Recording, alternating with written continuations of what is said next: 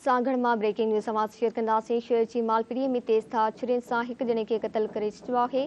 माचीवेल नौजवान जी सुञाणप टंडो आदमवासी रमज़ान तौर कई वई आहे। लाश अस्पताल मुंतक़िल कयो वियो आहे। क़तल कंदड़ जवाबदार बि मरी आहिनि। गिरफ़्तारी लाइ छापा हया पिया वञनि। ब्रेकिंग न्यूज़ समाज सां सांगड़ मां शेयर कयूं पिया। शहर जी मालपीड़ीअ में तेज़ धार छुरियुनि सां हिकु ॼणे खे क़तल कयो वियो आहे। माचीवेल नौजवान जी सुञाणप टंडो आदमवासी रमज़ान तौर कई वई आहे। सांगड़ में तफ़सील मालूम कंदासीं सारंग वसाण खां। जी सारंग आग कजो। ॿुधायो सांगड़ जी माल पीड़ी है जिथे नामालूम माण्हुनि जेको आहे तेज़ धार छुरियुनि सां हिकु शख़्स ते जेको आहे हमलो करे ॾिनो।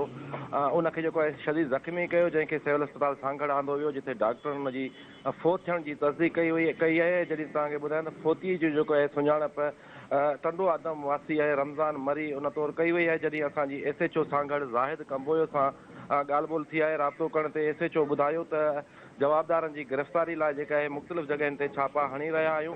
जॾहिं त उन इहो बि ॿुधायो त जेके हमलावर आहिनि उहे बि मरी बिरादरी जा माण्हू आहिनि ऐं वाक़ियो जेको आहे पुराणी दुश्मनी ते आयो आहे। हिन जो जेको आहे पाण में पुराणी दुश्मनी हलंदड़ हुई। जी महिरबानी सारंग तफ़सीलुनि लाइ।